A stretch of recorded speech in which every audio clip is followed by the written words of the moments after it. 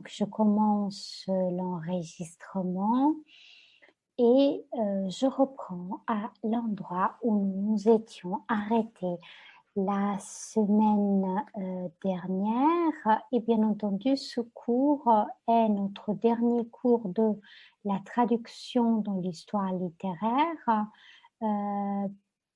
parce que la semaine prochaine, vous aurez un écrit qui portera sur des questions de contenu du cours, la partie donnée par Monsieur Nousselovitch et moi-même.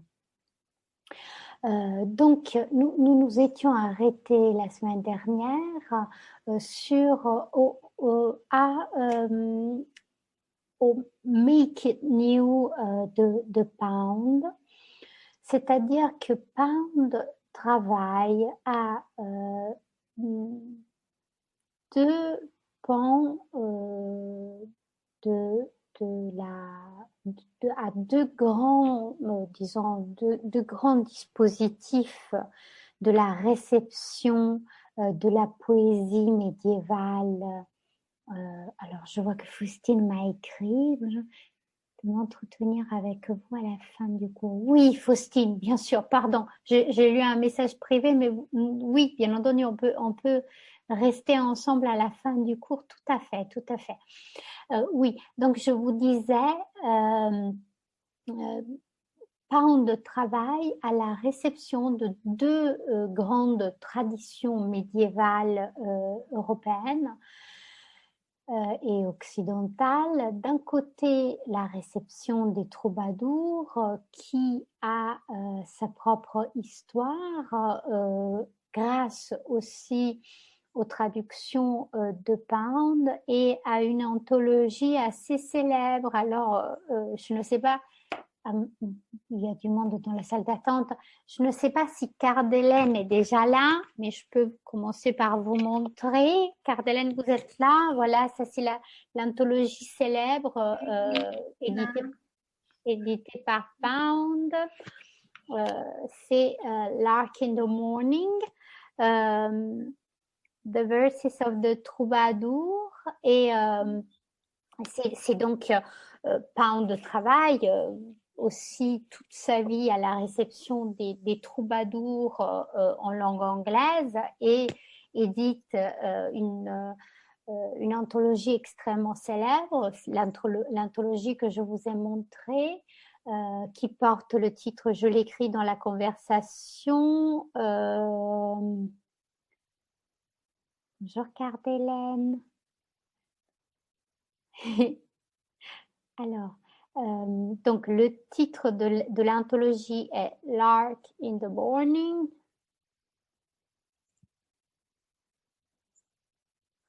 Et donc il y a d'un côté cette attention portée par Pound au Moyen-Âge médiéval et de l'autre côté une attention portée par Pound au Moyen-Âge toscan et de façon particulière au XIIIe siècle toscan et au XIVe siècle toscan, essentiellement, vous l'aurez compris, Cavalcanti d'un côté, parce que Cavalcanti, disons la production de Cavalcanti, elle est toute placée au XIIIe siècle, seconde moitié du XIIIe siècle, et pour ce qui en est de Dante, bien entendu, cela s'étend jusqu'à la première moitié du XIVe siècle. Alors, il y a une différence par rapport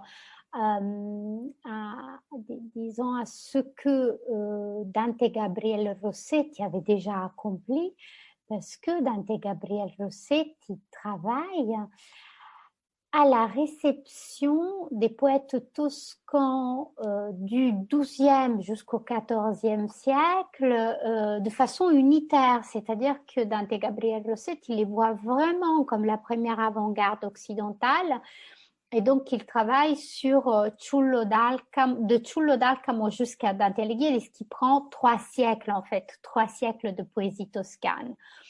Pound rétrécit, hein, et il décide de travailler sûrement sur la seconde moitié du XIIIe siècle et sur la première moitié du XIVe siècle. Donc essentiellement, dans l'ensemble, un siècle de poésie toscane, mais un siècle de poésie toscane qui révolutionnera disons, la définition même du travail du poète, en fait, du travail du poète dans la tradition occidentale. Et je vous disais la semaine dernière, Pound considère qu'il existe une impossibilité de la langue anglaise à recevoir la poésie toscane, et je vous avais parlé d'une certaine usure ou d'une métaphorisation de la langue qui empêche les poètes de utiliser les mots cœur ou les mots amour ou les yeux, les esprits, tous ces signifiants-là, avec, disons, en essayant de leur soustraire le capital sémantique que ces mots ont cumulé. En fait, l'idée de Pound serait, dans l'idéal, de désédimenter. C'est un véritable travail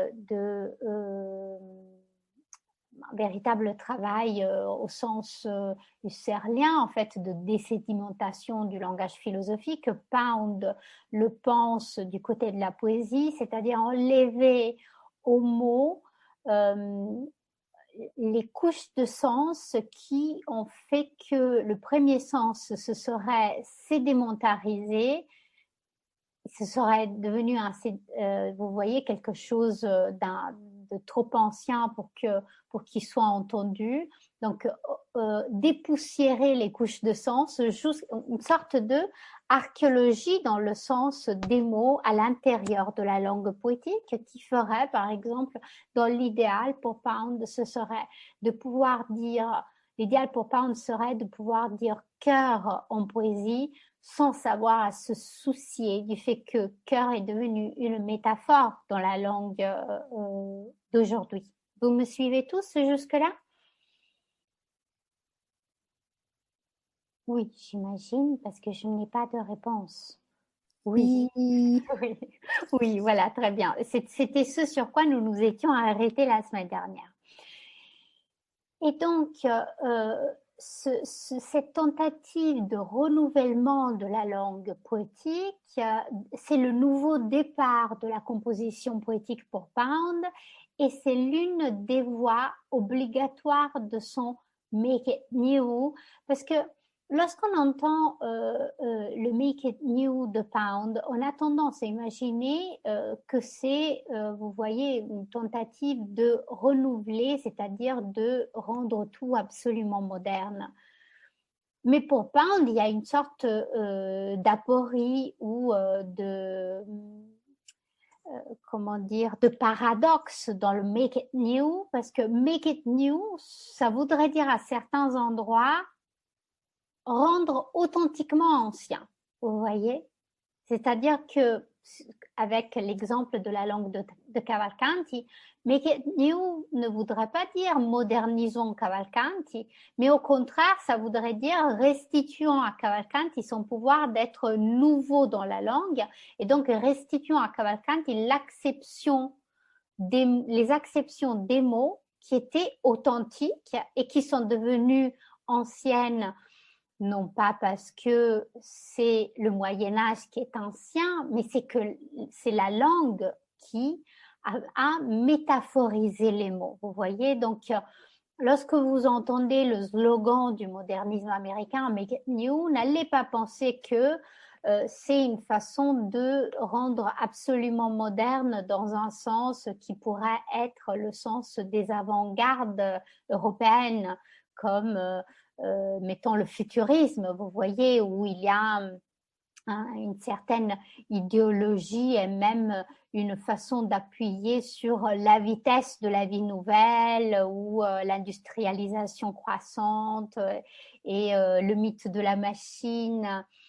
Alors, effectivement, il y a un ensemble de textes qui portent le titre de Machine Art chez Pound, sur lequel j'ai beaucoup travaillé aussi, parce que il y a des paradoxes à l'intérieur de la conception de la modernité poundienne, de l'absolue modernité poundienne. En fait, pour Pound, c'est le Moyen Âge qui est absolument moderne, vous voyez, et le tournant du XXe siècle finit par être caduc, vieux. Et donc, pour le renouveler, il faudrait revenir à l'origine. Et pourquoi?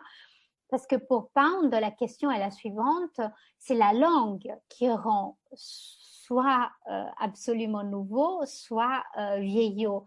Mais pour que la langue, elle, soit nouvelle, il faut que son sens ne soit pas déjà, toujours déjà entendu. Vous voyez, c'est-à-dire qu'il faudrait parvenir à employer des mots qui n'évoquent pas déjà immédiatement quelque chose qui serait de l'ordre du convenu. Et donc, pour Pound, il y a une sorte d'entreprise poétique qui constitue à aller utiliser tous ces mots qui se retrouvent véritablement aux confins de la langue, à la lisière de la langue avec d'autres langues, même à aller employer des mots étrangers, parce que l'idée de Pound est celle de provoquer, même par la juxtaposition de mots très connus avec de mots plus inconnus, un effet de tout venant qui est le renouvellement de la langue poétique. Donc, Make It New n'est pas une modernisation, ce serait à certains endroits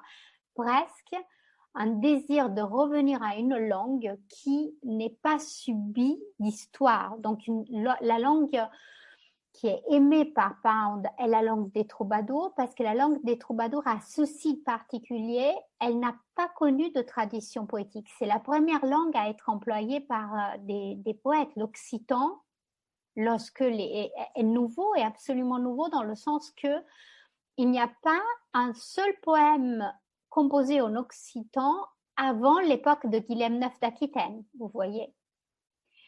Et le toscan du XIIIe siècle est un toscan absolument nouveau. Et d'ailleurs, c'était Martina qui hier soir nous racontait une histoire que son grand-père lui racontait.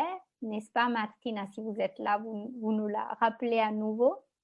C'était hier matin ou hier Oui, soir. c'est un peu drôle parce que c'était mon grand-père, mais il disait que Dante, quand il a commencé à écrire la Divine Comédie, il cherchait de rendre tous les vulgaires italiens et donc il allait aussi au marché, par exemple, pour entendre et il prenait des notes. Mais Non, mais Martina, votre grand-père avait raison. Vous aviez l'air de ne pas savoir si vous pouviez lui croire. Enfin, si vous pouviez le croire hier, mais je peux vous dire oui, oui, votre grand-père avait raison. C'est-à-dire que le projet poétique de Dante, et c'est ça qu'intéresse Pound, et c'est ça ce que Pound voudrait retrouver dans la poésie du Moyen Âge, c'est le fait que à chaque fois que Dante va chercher un mot qui n'est pas encore un mot qui fait partie de la langue poétique, il peut le faire de façon très aisée. Et c'est d'ailleurs la thèse qu'il tient dans le De Vulgari Eloquentia, où il explique aux gens de savoir que les intellectuels doivent à tout prix s'exprimer dans la langue du peuple s'ils souhaitent avoir un rôle dans la société, en fait. Et ce rôle que les intellectuels ont à jouer, c'est un rôle qui poétise, qui littéralise, qui fait devenir littéraire, la langue que l'on entendrait effectivement dans la rue, au marché. Et cette particularité, qui est la particularité historique de la langue du Moyen Âge, marque l'œuvre de Ezra Pound d'une mélancolie, enfin d'un objet perdu qui ne sera jamais retrouvable, vous voyez, parce que cet état de la langue, il est seulement enfoui dans la mémoire de la langue, mais il ne pourra en aucun cas et à aucun moment être nouvellement rendu. Ceux qui n'auront pas inutile la tentative et ceux qui n'auront pas inutile la tâche des poètes qui renouvellent la langue. Donc le make it new a beaucoup de sens en fait travaille à deux vitesses. Le make it new veut dire renouvelant, faisons du nouveau et donc allons de l'avant.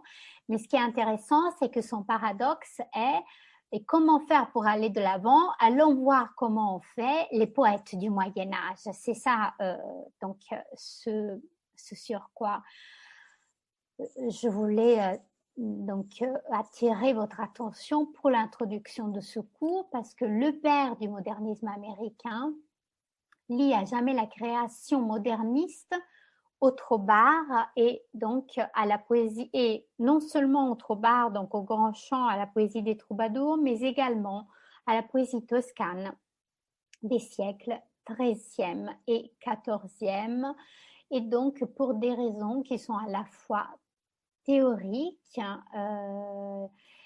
c'est la question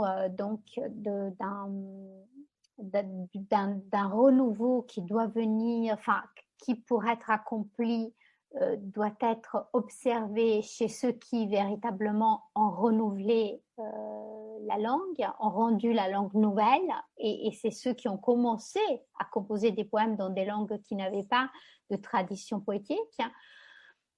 Et deuxièmement, la question technique vient aussi, comme je l'ai déjà dit, du fait que les assonances des langues romanes permettent à Pound de faire sonner nouvellement l'anglais. Alors, un autre élément aussi de ce Make It New vient du fait que pour Pound, c'est une véritable question théorique. Comment faire pour faire du nouveau? Que faire? Comment on s'y prend lorsqu'il faut véritablement commencer une nouvelle tradition?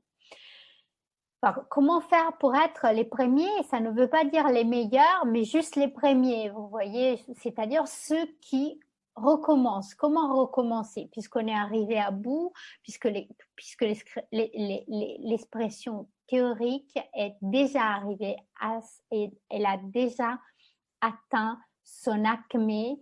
Et c'est vrai qu'au moment où Pound arrive sur la scène poétique, il y a déjà eu une tradition de poésie en langue anglaise qui a connu des figures extrêmement saisissantes.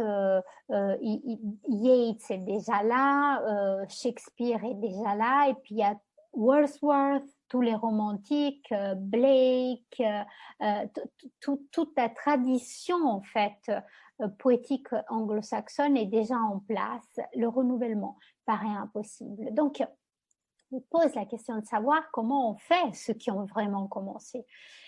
Et c'est dans ce sens-là qu'un projet comme celui de l'anthologie dont je vous parlais tout à l'heure, Lark in the Morning, ou encore le projet des petits volumes de traduction constante des rimes de Cavalcanti, tout le travail accompli sur la Divine Comédie de Dante, a un sens parce que Pound s'intéresse à la question technique de ces nouvelles compositions. Pour lui, il y a un patrimoine. Ce patrimoine, c'est le réservoir de la langue. Ce réservoir de la langue est là. Or, le fait qu'une langue, et d'ailleurs, bon, on pourra longuement parler, hein, mais vous le savez que la langue anglaise est l'une des langues qui contiennent le plus d'entrées dans les langues du monde. Vous le saviez. C'est-à-dire que les dictionnaires de langue anglaise sont plus volumineux si comparés à d'autres langues au moins européennes. Oui. Oui, c'est une donnée connue. Et pourtant, dit Pound, la langue anglaise a ce réservoir immense. Il n'en demeure pas moins que nous sommes là à l'aube du XXe siècle et c'est difficile de faire du nouveau. Donc, comment on fait ces poètes du Moyen-Âge pour faire du nouveau? Et c'est vrai que c'est aussi pour ces raisons-là que Pound devient un philosophe, un philologue raté, on en conviendra. Alors vous connaissez l'armée de philologues qui s'en prennent à Pound, j'imagine que vous en avez entendu parler. Alors il y a tout un pan des médiévistes européens qui, toute une ribambelle, une armée de médiévistes européens qui qui n'ont pas pu s'empêcher, qui n'ont pas pu résister à la tentation d'écrire au moins un article ou un paragraphe pour dire à quel point Pound était un piètre philologue. Pound n'a rien compris à la poésie du Moyen-Âge. Pound ne savait pas lire l'occitan, encore moins lire le toscan du XIIIe siècle. Et donc, vous connaîtrez, et d'ailleurs, il y en a même dans notre université de médiévistes qui vous diraient ça, qui vous diraient il ne faut pas lire Pound quant au Moyen-Âge parce qu'il n'a aucune notion véritablement historique, linguistique sur ce qui se fait au Moyen-Âge. Mais en réalité, bon, Pound commence comme étudiant de langue romane qui se spécialise dans les acceptions médiévales des langues romanes. Et c'est vrai donc qu'il s'intéresse à la production occitane, à la production toscane, et qu'au départ, il gagne aussi sa vie en donnant des cours aux États-Unis sur ces littératures médiévales européennes. Mais en même temps, les raisons pour lesquelles, ce qui le pousse à aller étudier ces périodes-là, c'est moins le fait qu'il veuille devenir un professeur de médiévistique, chose qu'il devient pendant un certain temps, mais c'est plus le fait que ce qui l'intéresse, c'est de comprendre comment font les poètes du Moyen-Âge. Et donc, il va regarder tous ces médiévistes extrêmement connus qui surgissent comme figures emblématiques dans les campus américains et dans les universités européennes au tournant du siècle, donc fin 19e, début 20e. D'ailleurs, c'est assez intéressant parce que depuis que le site Gallica existe, nous pouvons aller regarder sur Gallica les mêmes études sur les troubadours sur lesquelles Pound travaillait. Et il y a un effet effectivement assez étonnant parce que les premiers médiévistes disent des choses qui par la suite ont été niées par les médiévistes d'aujourd'hui. Donc il n'y a vous voyez, aucune faute de la part de Pound à avoir pensé certaines choses sur les poètes sur lesquels il travaille, parce qu'en réalité, les médiévistes de l'époque de Pound disaient effectivement ce que Pound restitue. Vous voyez, c'est que entre-temps, la médiévistique, elle a avancé, et donc ce que les premiers médiévistes connus de la fin du 19e siècle disaient, aujourd'hui, ça a été dépassé. Donc, il y a un côté de Pound acharné dans la lecture des ouvrages universitaires sur le Moyen-Âge, une histoire de la lecture de ces ouvrages qui pourraient même être écrites et qui en partie a été écrite, où Pound s'intéresse au réservoir des rimes des troubadours. Pound va voir comment font les troubadours, c'est-à-dire qu'il va regarder comment ils procèdent, c'est-à-dire que la composition des troubadours est une composition semi-improvisée, c'est-à-dire que les troubadours ont des réservoirs de mots à la rime, ont des signifiants qui doivent à tout prix ressortir dans les compositions. Mais c'est vrai qu'une partie de cette connaissance, qui est d'ailleurs une connaissance mnémonique impressionnante, parce que il est reconnu aujourd'hui qu'aucune langue poétique moderne a à son actif un réservoir de rimes aussi impressionnant que le réservoir occitan ou toscan du Moyen-Âge. Vous voyez bien, même la langue anglaise n'atteint pas la richesse dans les rimes et dans la sonorité qui a été capable de nous montrer la composition au Moyen-Âge. Et donc, ça fascine Pound parce que ce qu'il va regarder, c'est vraiment la technique de la composition. Vous voyez comment faire. Je prends des mots, je classe les mots par leur sonorité, puis je choisis un mot, un signifiant maître, et puis je compose à partir de ce signifiant maître, tout autour de ce signifiant maître, et puis quelles sont les techniques de composition des cansos au Moyen-Âge, c'est-à-dire qu'il y aurait une incapacité de la strophe au Moyen-Âge à tenir son sujet, et c'est ça ce qui fait la beauté du poème, c'est-à-dire que le poème tourne autour d'un signifiant vide et l'échappement du signifiant rend la poésie encore plus saisissante parce que cela tient l'auditoire en haleine. Et tous ces éléments-là, vous voyez, ce sont des éléments techniques de poésie. Et quand je dis techné, je l'entends aussi dans un sens qui peut être un sens heideggerien, parce que Heidegger travaille beaucoup sur cette histoire de la poésie comme techné, c'est-à-dire poésie comme cette faculté de produire le texte poétique. Et donc, cette étude acharnée de Pound sur le Moyen-Âge. Et donc, à la question de savoir quelle est la direction à prendre lorsqu'il faut renouveler la poésie, Pound répond par le choix du modèle troubadouresque et toscan. Amour est avant tout amour de la poésie.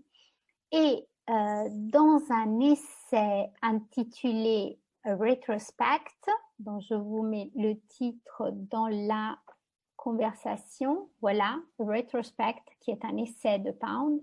Dans cet essai, le poète annonce la raison première de son attachement au grand chant, c'est-à-dire à la poésie des troubadours. Et il dit, je le cite, « Il s'agit d'étudier les sémi-anciens pour découvrir une fois pour toutes ce qui a été mieux fait que ce qui ne pourrait jamais être fait à nouveau. » Voilà, je vous mets la citation aussi dans la conversation. Il s'agit d'étudier les sémi-anciens, donc les troubadours seraient les sémi-anciens, pour découvrir une fois pour toutes ce qui a été fait, ce qui a été mieux fait que ce qui ne pourrait jamais être fait à nouveau. Donc pour Pound, ce qui devrait être fait à nouveau, et bien qu'il soit possible de renouveler, ne sera jamais aussi bien fait que la poésie des sémi-anciens, à savoir la poésie des poètes du Moyen-Âge. Donc vous voyez que cette idée d'un renouvellement absolu n'est pas un courir après ce qui n'a pas encore été fait, mais ce serait courir après une origine qui ne reviendra jamais telle qu'elle, qui ne sera jamais aussi belle que ce qu'elle a été au moment où elle a été à son essor. Et donc, étudier les sémi-anciens pour pondérer, pour comprendre ce qui reste à faire. Et cette recherche s'avère des plus difficiles lorsque la langue dans laquelle on compose est celle de Shakespeare, celle de Yeats, celle de Henry James. Donc Henry James qui revient, parce que ce que je ne vous avais pas dit quand je vous ai parlé de Henry James dans le cours de traductologie, c'est que Pound voue un culte à la langue de Henry James. Il considère que après Henry James, il soit vraiment difficile de dire quelque chose de nouveau en anglais. C'est-à-dire que Henry James a à un tel point utilisé tous les ressorts expressifs de la langue anglaise pour Pound que vous voyez, il serait impossible de rendre la langue plus belle qu'elle ne l'a été sous la plume de Henry James. Et donc, entre parenthèses, une invitation à tous les anglicistes parmi vous, et je sais que surtout en Master 2, il y en a un certain groupe. Henry James est un gymnase pour connaître la langue anglaise. Ce qu'il faut faire, et d'ailleurs c'est quelque chose que j'ai décidé de faire quand j'avais votre âge, je passais tous mes étés sur Harry James. Et c'est là où en fait, après avoir lu de façon acharnée Harry James, vous vous rendez compte qu'il n'y a pas un seul poète de langue anglaise, pas un seul romancier où vous trouverez un mot qui soit un mot que James n'a pas utilisé, vous voyez? Et donc, travailler sur Harry James revient à devenir les parfaits anglicistes ou du moins avoir une connaissance très approfondie aussi parce que Harry James, et c'est Pound qui le dit, parce que Pound consacre des kilomètres de pages à Harry James, surtout il note toutes les expressions de Harry James. Pour Pound, la syntaxe de James est ce qu'il y a de plus foisonnant en anglais, c'est-à-dire qu'il tord la langue de tous les côtés, il rend possible tout ce qui est exprimable en anglais et il n'y aurait pas à dire plus que ce que Harry James aurait dit, sauf bien entendu à employer des mots qui n'existaient pas encore au moment où Harry James écrit, et bien entendu depuis, vous voyez bien, un siècle s'est écoulé et donc il faudrait un nouveau Harry James. Voilà. Donc voilà tout ce que Pound pense. Et attention, lorsqu'il le pense au moment où il a déjà fait tout ce qu'il y a à faire pour permettre la parution de l'Ulysse de Joyce, pour défendre Joyce. Donc on pourrait dire, mais au fond, Joyce est plus fort que Harry James. Eh bien, Pound pense que non. Vous direz, il y a toujours des positions que l'on prend. Mais c'est aussi pour justifier les raisons pour lesquelles parfois c'est lourd et c'est difficile, mais je tiens à ce que les étudiants connaissent l'écriture de Harry James. Et donc, les voies du renouveau poétique paraissent pour Pound difficilement reconnaissables. Pound prend à la lettre l'axiome du renouvellement animant toute composition troubadouresque. C'est vrai. Alors, la direction du slogan moderniste « Make it new » vient à l'esprit à Pound après avoir longtemps travaillé sur les traducteurs, sur les troubadours, et après avoir longtemps traduit les troubadours, parce qu'il existe un axiome dans la poésie troubadouresque qui pour Roubaud est le premier axiome de la poésie troubadouresque, qui s'appelle axiome de renouvellement. Et donc make it new est une sorte de traduction anglaise de l'axiome de la canso troubadouresque qui, dans les définitions données par Roubaud, est axiome de renouvellement, à savoir que toute canso troubadouresque doit toujours être absolument nouvelle. Qu'est-ce que cela veut dire dans une poésie qui ne fait que reproduire toujours le même schéma, c'est-à-dire que toute canso des troubadours est une canso qui s'adresse à une dame qui est à chaque fois unique, la plus belle que toutes, la plus lumineuse et la moins atteignable qui soit. Le renouvellement, il n'est donc pas à l'endroit du contenu. Le renouvellement est à l'endroit des rimes, et voilà pourquoi elle est à l'endroit de l'entrelacement des rimes qui en Occident s'appelle, je vous l'avais déjà dit l'année dernière, entrebescar. Voilà, entrebescar, ça veut dire entrelacer les rimes. Et donc, c'est l'axiome de renouvellement est aussi ce qui donne à Pound la formule du make it new. Or, les origines de la poésie dans les langues vulgaires occidentales deviennent dès lors un lieu à partir duquel abstraire la position d'épigone des poètes du XXe siècle. Si le poète compose avec le cœur tourné vers la Provence et vers la Toscane, sa tradition est celle du renouvellement. L'un des sens que prendrait alors la relecture de Cavalcanti est le sens suivant, parce que il faut bien qu'on travaille sur Cavalcanti, hein, il faut qu'on arrive à Zukowski aujourd'hui. Le renouveau est tradition. Voilà. Renouveler veut dire être dans la tradition. Make it new veut aussi dire être dans la tradition. L'aporie d'un renouvellement qui est déjà d'emblée modèle du passé ne doit à aucun moment tendre à une résolution. Le modernisme est bidirectionnel. Le regard posé sur le passé fait déjà signe vers un avenir du poème. Si l'émotion est ancienne, la façon d'y parvenir a changé. Les nuances et les gradations intellectuelles sont différentes. C'est toujours Pound qui le dit dans A Retrospect. Et les modernistes doivent se confronter à ce que Pound appelle le sens littéraire moderne, qui est avant tout un sens formel, dit Pound. Les rimes de Cavalcanti sont aussi importantes pour Louis Zukowski. Et pourtant, et cela nous semble essentiel, d'ailleurs Karl Delen l'a aussi rappelé dans l'un de ses exposés, Zukowski se situe à l'opposé de Pound sur le plan politique et parvient à restituer à la poésie du XIIIe siècle toscan un côté révolutionnaire que Pound ne parvient pas à relever et à révéler. Pound ne considère pas l'engagement politique des membres du Doux Style Nouveau.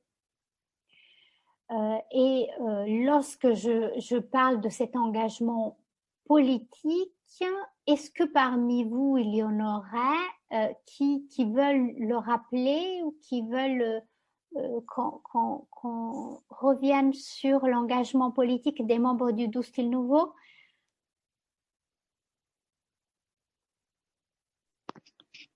Madame, Oui, si la Marie. personne, à la limite, peut-être que peut... Oui. Il me semble que c'était la libération de la langue latine et du pouvoir ecclésiastique, si je me souviens bien. Absolument, Marie, il y a ça, c'est-à-dire que avoir, disons, une prédilection pour la langue vulgaire contre le latin voulait dire se mettre du côté d'un pouvoir qui ne soit pas un assujettissement à la papauté. Il y a de ça. Et puis, il me semble que nous avons également touché un autre aspect. Marie, peut-être que vous-même, vous voulez intervenir sur ce point. À l'intérieur des communes toscanes, progressivement, un changement se met en place qui est un changement économique et politique. Oui, c'est le changement de position de la classe moyenne, c'est ça, qui prend le pouvoir, parce que les aristocrates ont plus les moyens, enfin, la classe aristocrate est plus assez rentable, si je me trompe pas. Oui, parce que les commerçants deviennent plus puissants sur le plan économique que ne le sont les aristocrates, qui d'ailleurs s'endettent auprès des marchands, des bourgeois, des banquiers. Et donc, cette classe, qui est la classe émergente dans les communes toscanes, souhaite, grâce au pouvoir économique, prendre également part au pouvoir politique. Il faut donc justifier que des familles moins nobles que les familles aristocratiques, c'est-à-dire que les familles bourgeoises ou alors d'une noblesse moins illustre, puissent accéder au pouvoir à l'intérieur de la commune et qu'inventent les poètes du Doux Style Nouveau pour pallier à ce problème. Qui s'en souvient? Le mythe? Le mythe du cœur noble. Oui, très bien. Le mythe du cœur gentil ou cœur noble, comme le dit Marie. Et en quoi cela consiste? C'est par rapport à l'inspiration. Enfin, là, je m'aventure, je remonte dans mes souvenirs. C'est par rapport à l'inspiration poétique. C'était pour justifier l'ascendant de la classe sociale Et enfin, je la fais rapidement, mais il me semble que c'était si un homme avait le cœur à composer un poème, il avait le cœur à régir une ville. Oui, bravo Marie, c'est exactement ça. C'est-à-dire que Guido Guinizelli, qui est le chef de file du Doux Style Nouveau, qui est le groupe poétique, la première avant-garde européenne, la première avant-garde poétique européenne de laquelle font partie Cavalcanti et Dante, compose un manifeste, un poème qui commence par ce vers célèbre Al cor gentil rempaira sempre amore, amour revient toujours en cœur gentil. Donc, celui qui veut montrer avoir suffisamment de cœur pour diriger la commune, pour être à la tête de la commune, doit montrer à la commune avoir un cœur suffisamment grand pour avoir aimé et donc pour avoir composé des poèmes. Et donc là se trouve le clivage entre une aristocratie qui ne s'adonne pas forcément à la composition des poèmes et une bourgeoisie qui souhaite devenir noble, mais donc non pas noble par le sang bleu, mais noble par noble de cœur. Et donc et d'ailleurs, plus tard, hein, je vous ai invité de tout mon cœur à aller regarder la série des Médicis parce que là, vous le verrez, c'est des banquiers qui se lèvent au niveau de l'aristocratie grâce au mécénat et à l'amour pour l'art. Est-ce que certains d'entre vous sont allés voir la série? Non, mais vous y allez, hein, vous allez regarder, lorsque vous le ferez, vous y songerez à cette histoire que je vous raconte. Bon, bien entendu, les Médicis, c'est beaucoup plus tard, c'est le début de la Renaissance, mais c'est dans cette veine-là qui commence au Moyen-Âge. La bourgeoisie réclame une noblesse de cœur qui est une noblesse qui revient à dire ceux qui doivent être à la tête de la commune doivent montrer pouvoir aimer et cela veut dire doivent connaître la façon de composer des poèmes parce que aimer et composer des poèmes revient au même pour le Moyen-Âge. Et l'un des éléments, disons, importants qui mettent de la distance entre la lecture que Żułkowski fait du Moyen-Âge toscan et la lecture que Pound en fait, c'est que Pound ne considère pas l'engagement politique des membres du Doux Style Nouveau. Et lorsqu'il essaye de justifier les formes que prennent ses propres traductions de Cavalcanti, je parle de Pound, il recourt à l'histoire et à la nature phonétique de la langue anglaise, à son union indissoluble avec l'histoire littéraire dans la tradition des mots à la rime, en passant sous silence le lien que la tradition poétique toscane entretient avec le politique. Et c'est aussi cette dimension politique du vulgaire toscan que l'anglais ne parvient pas à restituer. C'est-à-dire que le Pound qui s'attache à Cavalcanti perd le volet politique de la langue de Cavalcanti et que, à mon sens, qui est réintroduit par Żułkowski. À la différence de Pound, Żułkowski perçoit ce qui constitue le moteur créatif de Cavalcanti. Quel est ce moteur créatif? C'est le fait que la réflexion sur amour est menée dans une langue dont l'usage revêt une connotation politique à Florence dans la seconde moitié du XIIIe siècle. La composition de Guido Guinizelli, donc Al cor gentil rempaira sempre amore, amour revient toujours au cœur gentil, est un hymne à la gentillesse du cœur. L'idéal politique du Doux Style Nouveau tient dans l'affirmation d'une thèse selon laquelle l'administration de la ville devrait être confiée à un homme qui fait preuve d'une gentillesse de cœur. Si elle s'y viendrait de la fréquentation de la philosophie qui apprend à aimer et non pas de la noblesse de sang. La question du cœur gentil fonde une théorie avant tout politique que Pound passe sous silence. L'idée de Pound est que les siècles qui nous séparent de Cavalcanti ont fait devenir métaphoriques ceux qui, au contraire, devaient être pris à la lettre dans la lecture de l'original. La convention et de vagues usages ont obscurci le sens exact de phrases comme la mort du cœur, le départ de l'âme, qui n'étaient pas des métaphores dans le Duecento. C'est la raison pour laquelle Pound affirme que ces traductions auraient besoin de glose. Mais lorsqu'il écrit, je le cite, et je mets d'ailleurs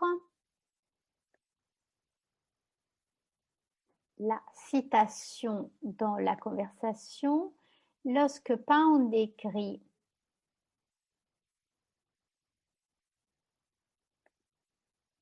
gentile is noble. Gentleness in our current sense would be suavitate. Or, il ne fait nullement référence à l'occurrence de gentile, de gentil, dans la canzone de Guido Guinizelli qui dit « Amour revient toujours en cœur gentil ». Et donc au rôle fondateur social et politique que cet adjectif revêt à l'époque de Cavalcanti. En d'autres mots, lorsque Pound s'intéresse même au signifiant gentile, gentil, dans la poésie du XIIIe siècle, du Duecento toscan, il pense que cette noblesse n'est pas la gentleness anglaise, mais il ne parvient pas, enfin, il ne fait pas le pas supplémentaire qui est celui de dire, bon, gentile veut dire noble, mais cette noblesse n'est pas la noblesse de sang. Vous voyez, il s'arrête au fait de dire, bon, gentile veut dire noble, mais un lecteur anglo-saxon du début du XXe siècle qui ne connaît pas l'histoire de la Toscane du XIIIe siècle pourrait penser que le cœur gentil est le cœur noble au sens, vous voyez, au sens du sang aristocrate. Et donc, Pound ne prend nullement en considération le fait que cette gentillesse est une nouvelle noblesse dans la poésie de Cavalcanti. En d'autres mots, et pour le dire avec Walter Benjamin, Pound voudrait restituer l'inessentiel, c'est-à-dire qui s'attache au contenu qui a permis à l'œuvre d'art d'être comprise par son public et qui devrait permettre à la traduction une réception adéquate. Or, non seulement, dit Benjamin, tout rapport à un public déterminé ou à ses mandataires entraîne sur une fausse piste, mais encore le concept même d'un récepteur idéal en matière de théorie esthétique ne sert à rien. Ça, c'est la position de Benjamin. Je mets la citation dans la conversation. Hein? Or, à l'encontre du geste de Pound qui affirme l'impossibilité de la canzone dottrinale, qui est donc le texte sur lequel nous apprécions. Mathia, vous m'avez écrit quelque chose ou c'est moi qui ai fait une faute, c'est ça? Non, c'est moi qui ai marqué dans le chat juste avant que c'est gentil de nous mettre la citation et que j'apprécie. Et Mathias, il dit que nous apprécions tous. Ah, voilà, Sophie, merci. Oui, merci beaucoup. Ouais, mais de toute façon, je n'ai pas oublié qu'il faut tout de même que je pense à mettre aussi toutes mes citations sur la page Amétis. En fait, Sophie, je crois que j'ai pas vu votre message, c'est pour ça. Ah oui, oui, c'est gentil. Voilà. Merci Sophie. Ben, c'est normal et je n'oublierai pas de le faire aussi sur le Amétis. Donc, à l'encontre du geste, voilà, donc je vous réécrivais le titre de la composition sur laquelle nous sommes en train de travailler, qui est une composition de Cavalcanti. C'est une canzone qui est passée à l'histoire pour s'appeler canzone dottrinale. Canzone dottrinale. Et donc, à l'encontre de du geste de Pound qui affirme l'impossibilité de la canzone à être traduite en empêchant ainsi sa survie, nonobstant les nombreuses tentatives de restitution en anglais. Oui, parce que selon Pound, la canzone dottrinale résiste. On a beau la traduire, elle ne parvient pas à passer en anglais parce que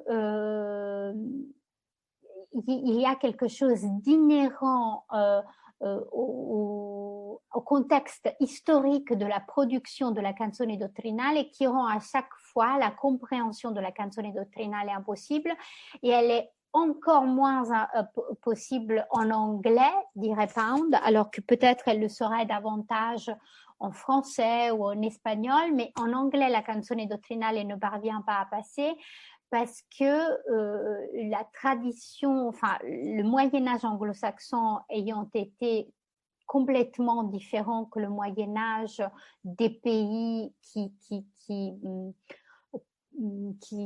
touchent la Méditerranée, pour Pound, il y a quelque chose d'une incompatibilité de l'anglais à traduire la canzone dottrinale, alors que pour Żułkowski,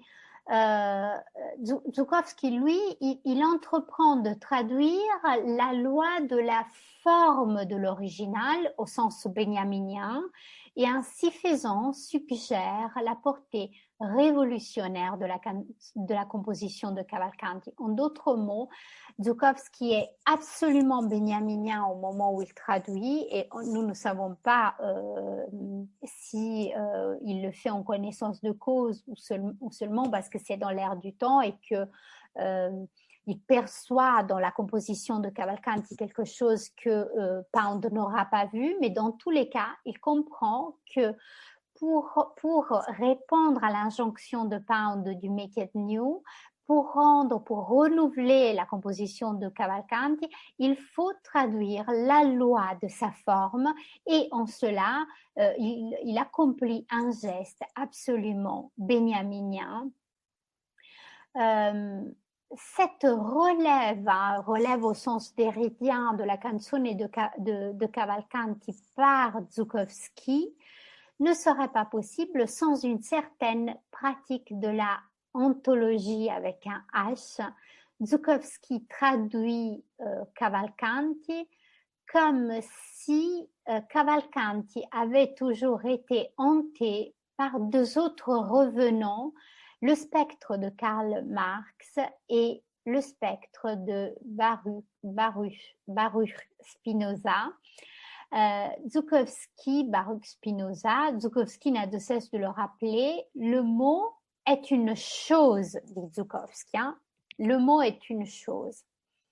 Le travail du poète consiste en une interrogation des rapports entre les mots, entre les énoncés qui sont déplacés et disposés de façon à faire apparaître des liens insoupçonnés ou latents.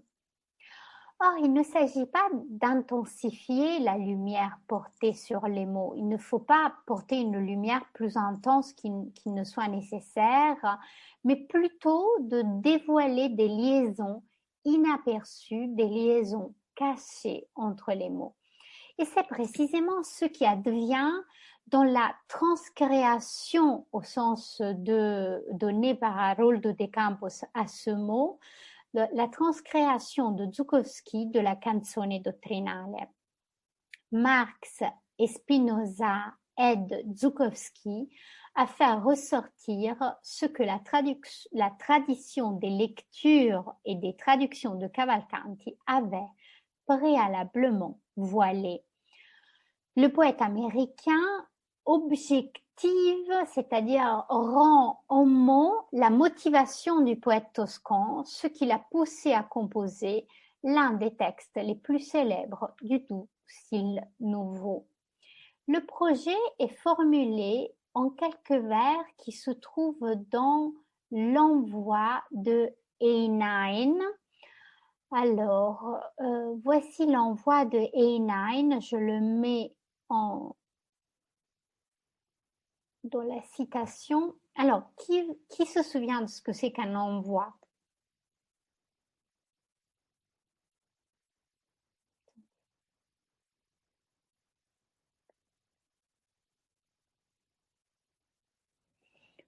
Un envoi dans les compositions médiévales est la dernière strophe du poème, qui est souvent une strophe qui est un supplément dans la forme du poème et qui dirait à qui le poème est adressé. Or, à l'endroit où normalement dans cette traduction de Zukowski qui redouble, qui rend la canzone dottrinale redoublée, c'est Einein, à l'endroit de l'envoi, il y a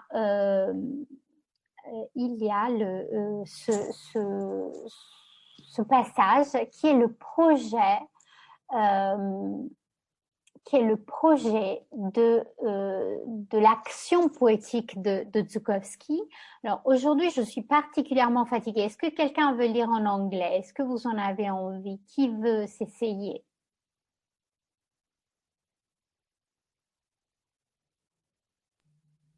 Alors, je peux y aller. Ah oui, allez-y. Locke speaks. In wrecked cities there is less action. Sweet Alyssum sometimes is not of time. Now weep, love's here. Rhyme now how song's exaction is your distraction. Related is equated. How else is love's distance approximated? Merci beaucoup Sophie. Donc le dernier vers de ce mouvement condense en soi toutes les raisons de la transposition de la canzone dottrinale par Zukowski. Le poète s'adresse à l'héritier de l'amour, le poète, et lui demande de dire, voilà, il lui demande de dire, je traduis littéralement, how else is love's distance approximated, la toute autre façon dont la distance d'amour est rendue. Vous voyez? Pardon. Donc, l'amour s'adresse à l'héritier de l'amour, donc au poète, et il lui dit de rendre la toute autre façon dont la distance d'amour est rendue. Littéralement, ça ce sera une traduction littérale de ce dernier vers. Je mets aussi dans la conversation cette traduction littérale. Voilà, la toute autre façon dont la distance d'amour est rendue. Le mot de distance rend peut-être Einein le travail poétique et critique le plus intéressant que le XXe siècle ait connu autour de la canzone. C'est-à-dire que ce qui rend absolument unique cette transposition, cette transcréation de Cavalcanti, à mon sens, c'est ce signifiant distance placé dans l'envoi de la transposition de la canzone, et on va essayer de comprendre pourquoi.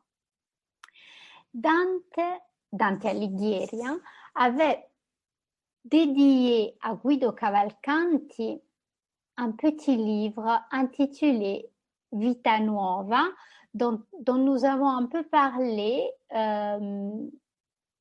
et qui est, alors pour essayer de vous expliquer de quoi il s'agit, mais vous connaissez peut-être, oui, vous avez lu la partie sur la Vita Nuova que j'avais mis, je l'ai peut-être pas mise dans Amétis.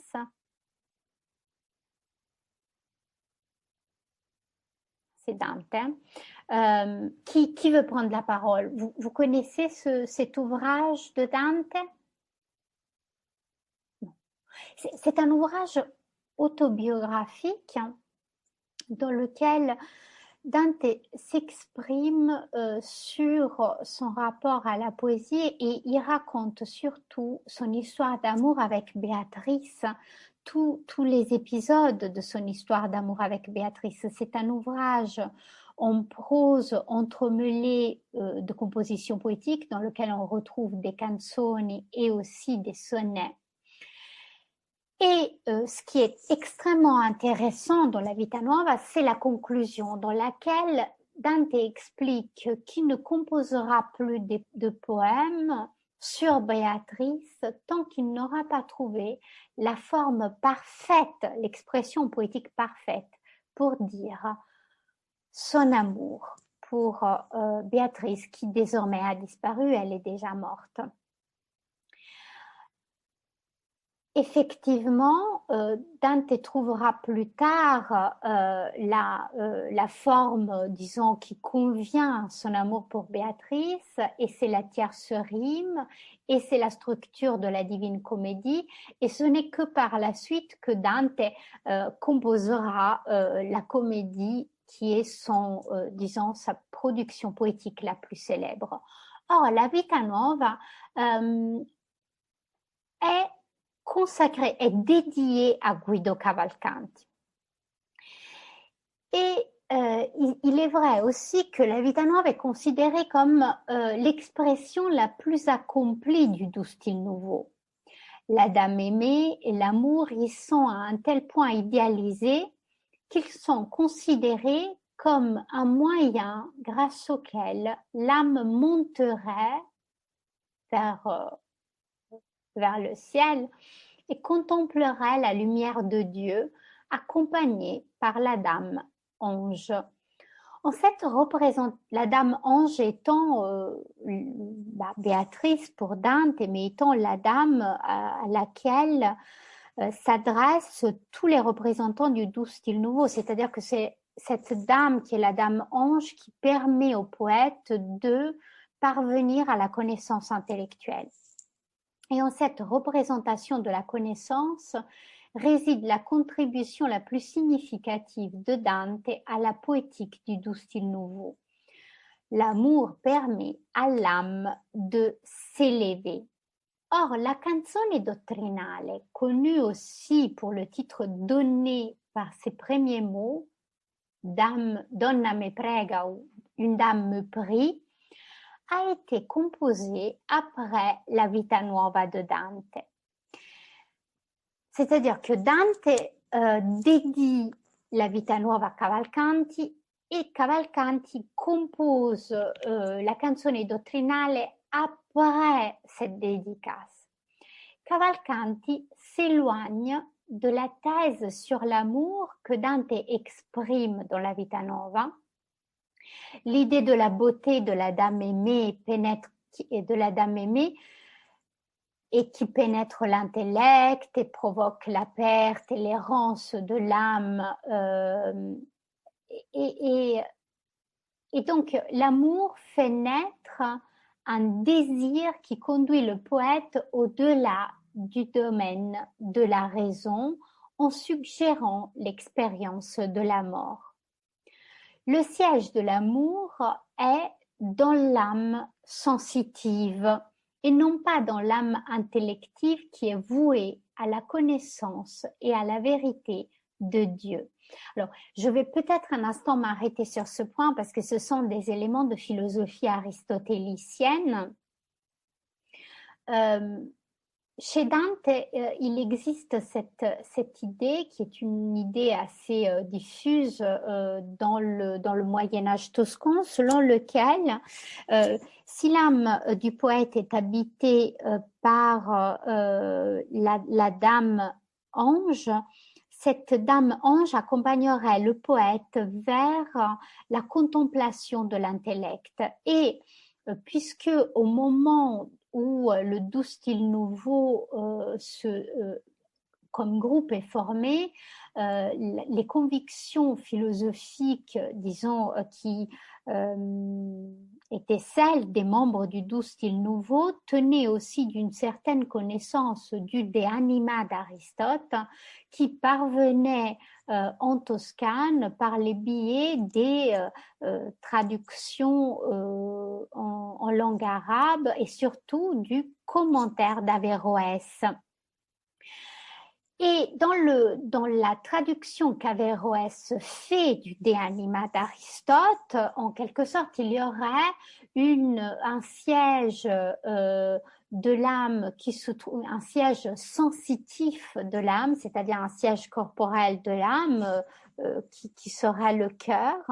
Et puis il y aurait une âme intellectuelle qui serait cette partie de l'âme qui participerait de l'intelligence divine, c'est-à-dire qu'on peut typiquement se figurer cette affaire comme une dichotomie. Il y aurait un intellect qui demeurerait dans le corps du poète, mais qui tendrait, grâce aussi à la présence de la dame, vers la connaissance des étoiles, vers le savoir métaphysique, vers l'intellect qui est là-haut, pur, propre et identique à lui-même. J'ai coupé l'enregistrement du cours en deux. Vous trouverez l'autre moitié du cours enregistré dans le fichier suivant.